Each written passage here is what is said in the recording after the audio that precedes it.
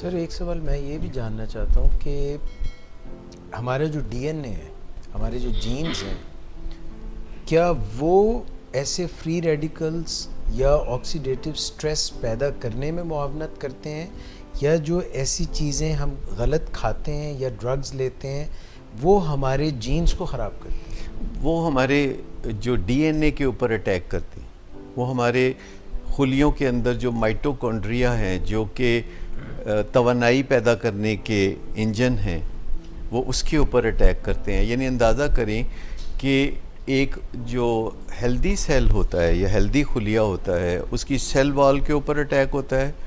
اس کامیاب اٹیک کے بعد جب سیل وال جو ہے ولنریبل ہو جاتی ہے، پورس ہو جاتی ہے اور انٹیکٹ نہیں رہتی پوری طرح سے، تو پھر مائٹوکونڈریا پہ اٹیک ہوتا ہے، جس سے کہ ہماری توانائی کا نظام متاثر ہوتا ہے اور ہم کرونک فٹیگ میں رہنے لگتے ہیں۔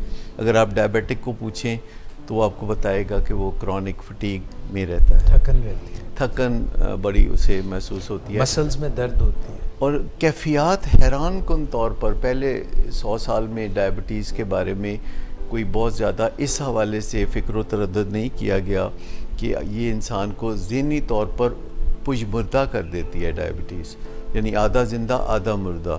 صرف بلڈ شوگر کے جسمانی نقصانات کے کڈنی فیلر، آنکھوں کا، پاؤں کا مسئلہ یہ ہو جاتا ہے، وہ ہو جاتا ہے، لیکن انسان کی جو سب سے قیمتی فیکلٹی ہے، یعنی انسان کا مائنڈ اور انسان کے برین کے اوپر جو اس کے اثرات ہیں وہ بہت مضر ہوتے ہیں۔ اور ڈائبٹیز کے لوگوں میں جو چیز سب سے تکلیف دہ ہوتی ہے کہ ان کے اندر ول ٹو لیو نہیں رہتی، ول ٹو ورک نہیں رہتی، وہ اس طریقے سے جینے کا چراغ نہیں جلاتے جیسے باقی لوگ۔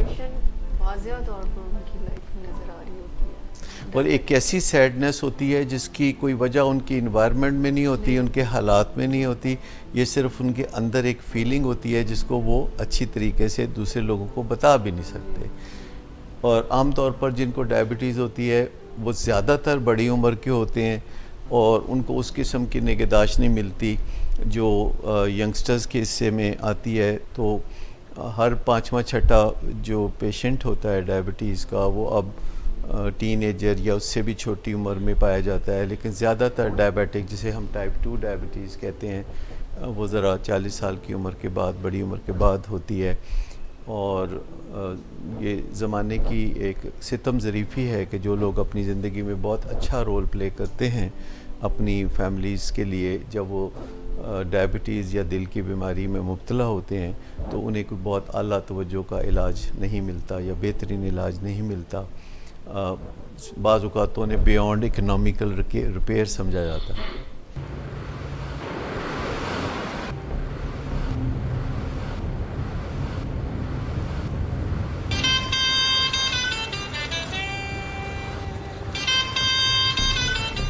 اچھا تو ابھی تک تمہارا اس چیپ لڑکی کے ساتھ چکر چل رہا ہے؟ تم کون ہوتی ہو مجھے پوچھنے والی؟ اوکے، اور تم ان گھٹیا لڑکیوں کے ساتھ گلچھرے اڑاتے پھرو تو میں چپ بیٹھوں؟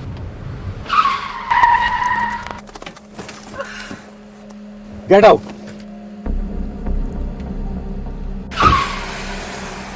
شراب نوشی کی وجہ کردار کی خرابی نہیں، موڈ کی خرابی ہے۔